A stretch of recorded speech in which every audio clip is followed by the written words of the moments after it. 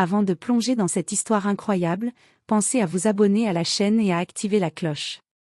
Ici, chaque récit a quelque chose à dire, et vous ne voudrez pas en manquer un seul. Il était 8 heures du matin, et le soleil peinait à percer le ciel gris de la ville.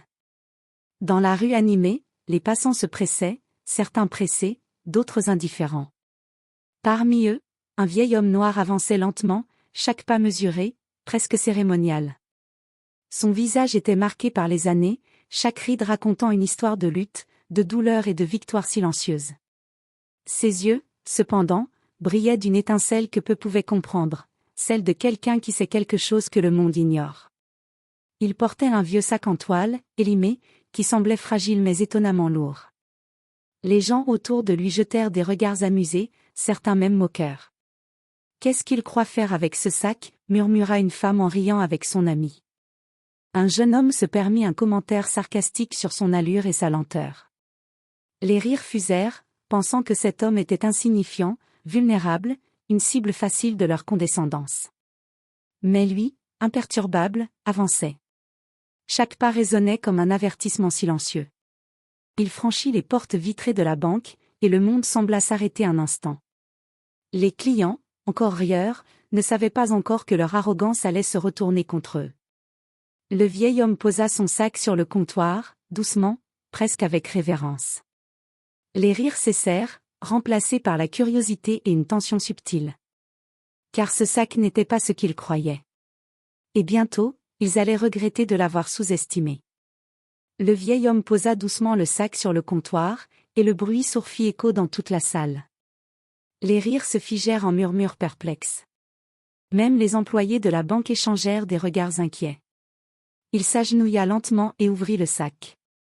À l'intérieur, des liasses de billets impeccablement rangés brillaient sous les néons, accompagnés de documents soigneusement pliés. La somme était colossale. Les yeux des témoins s'écarquillèrent, certains reculaient, comme si le sac lui-même émettait une aura de puissance. C'est impossible. Balbutia une employée, la main tremblante. Le vieil homme se redressa, fixant chacun avec une intensité glaciale. Vous riez parce que vous pensiez que j'étais faible. Vous pensiez que j'étais pauvre. Mais vous aviez tort.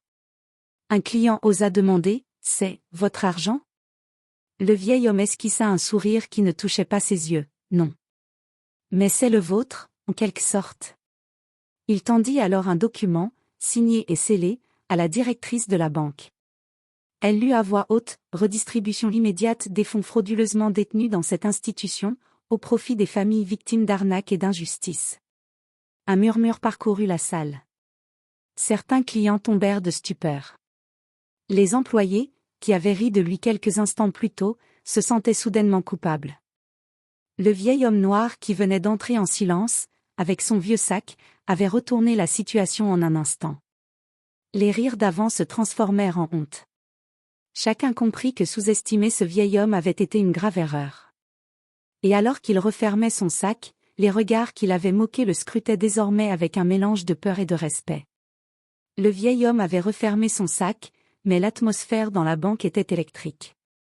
Les rires avaient disparu, remplacés par des murmures inquiets et des regards incrédules. Les clients qui quelques minutes plus tôt s'étaient moqués de lui se tenaient maintenant figés, incapables de détacher leurs yeux du sac mystérieux.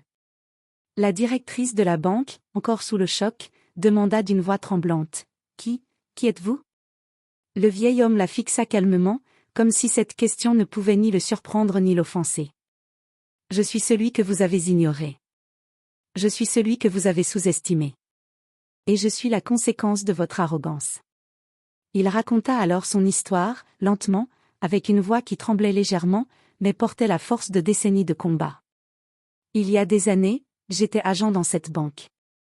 J'ai vu des centaines de familles se faire dépouiller par vos pratiques injustes. J'ai tenté de dénoncer les fraudes, mais personne ne voulait m'écouter. On m'a ridiculisé, on m'a menacé, et finalement, on m'a chassé. Les employés, choqués, murmuraient entre eux. Les clients, maintenant silencieux, commençaient à comprendre que ce vieil homme n'était pas seulement un inconnu, il connaissait leurs erreurs, leurs faiblesses, et la manière de les punir sans violence. Ce sac contient l'argent détourné, récupérés grâce à des années de patience et de stratégie, continua-t-il. Aujourd'hui, il sera rendu à ceux à qui il appartenait réellement, les familles victimes, les oubliés, ceux que vous avez méprisés. Il distribua alors les premiers documents et enveloppes à la directrice et aux employés. La panique s'installa, certains tremblaient, d'autres pleuraient, tous pris au piège de leur propre arrogance passée. Un client osa murmurer, « Mais, comment avez-vous fait tout ça ?» Le vieil homme sourit, mais cette fois, un sourire froid, presque prophétique. Avec du temps, de la patience, et la certitude que la justice finit toujours par revenir. Alors que le sac se vidait, la banque entière comprit la leçon, ne jamais juger un homme par son apparence. Et dans le silence qui suivit, tous savaient que ce vieil homme noir avait retourné la situation, et que personne ne l'oublierait jamais.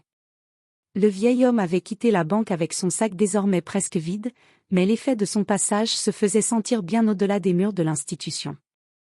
Les clients racontaient l'incroyable événement à quiconque voulait écouter, et très vite, l'histoire se répandit comme une traînée de poudre. Les réseaux sociaux s'emparèrent de la nouvelle, vidéos, photos, et témoignages des employés se multipliaient. Les rires moqueurs d'hier étaient devenus les hashtags de la honte aujourd'hui. La direction de la banque était en ébullition. Les enquêteurs internes et la presse s'étaient rués sur le lieu de l'événement. Le PDG, furieux et humilié, convoqua une réunion d'urgence. « Comment avons-nous pu laisser passer ça ?» cria-t-il, frappant le bureau de ses poings. Les cadres, tremblants, n'osaient répondre. Tous avaient été témoins de la vérité, le vieil homme noir qui était entré avec un s'accusé avait dévoilé leur incompétence et leur arrogance. Pendant ce temps, le vieil homme lui-même ne cherchait pas la gloire. Dans une petite maison modeste à l'écart de la ville, il vérifiait les lettres et documents qu'il avait laissés à la banque, s'assurant que l'argent allait bien aux familles qui en avaient le plus besoin. Les familles victimes, qui avaient longtemps cru que la justice était hors de leur portée, recevaient enfin une aide inattendue, et avec elle, un souffle d'espoir et de dignité retrouvée. Cependant, tout le monde ne voyait pas les choses de la même façon. Certains clients et cadres de la banque, humiliés publiquement, commencèrent à murmurer des menaces. « Il faudra qu'on se venge », disaient-ils entre eux. Mais le vieil homme avait anticipé chaque mouvement, chaque réaction. Il savait que sa force ne résidait pas dans la violence, mais dans la patience et la vérité. À mesure que le soir tombait, les lumières de la ville s'allumaient, et dans le calme, le vieil homme regardait le ciel, un léger sourire aux lèvres. Il savait que cette bataille était gagnée. Mais il savait aussi que le vrai défi n'était pas de réparer le passé, mais de préparer l'avenir. Et dans la ville entière, personne n'oublierait jamais le jour où un vieil homme noir, avec un simple sac, avait fait payer à l'arrogance son dû.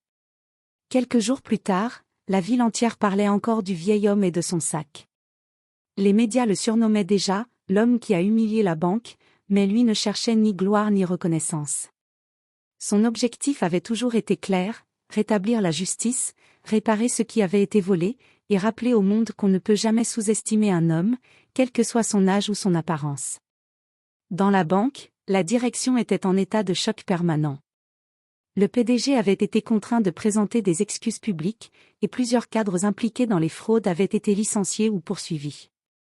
Les clients qui s'étaient moqués du vieil homme se tenaient désormais à distance, honteux et silencieux. Les rires moqueurs de quelques jours plus tôt s'étaient transformés en murmures de respect mêlés de crainte. Pendant ce temps, le vieil homme continuait son travail en coulisses. Les familles touchées recevaient non seulement l'argent mais aussi des lettres personnelles, expliquant la vérité et les invitant à se relever avec dignité. Les larmes et les remerciements qu'il recevait étaient sa seule récompense. Un soir, alors qu'il regardait le coucher de soleil depuis un parc désert, un jeune journaliste l'approcha timidement. « Monsieur, pourquoi avez-vous fait tout ça ?» demanda-t-il.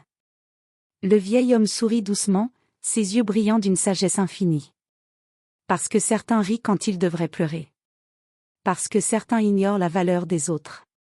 Et parce qu'un jour, la vérité finit toujours par rattraper les injustices. Puis, sans attendre de réponse, il se leva et marcha lentement, disparaissant dans l'ombre des rues. La ville, bouleversée mais transformée, ne l'oublia jamais. Il était devenu une légende, un symbole de patience, de justice et de force morale. Et tous ceux qui avaient ri, eux, regrettait de ne jamais avoir cru que la sagesse et la persévérance peuvent venir dans le corps d'un vieil homme, avec un simple sac en toile.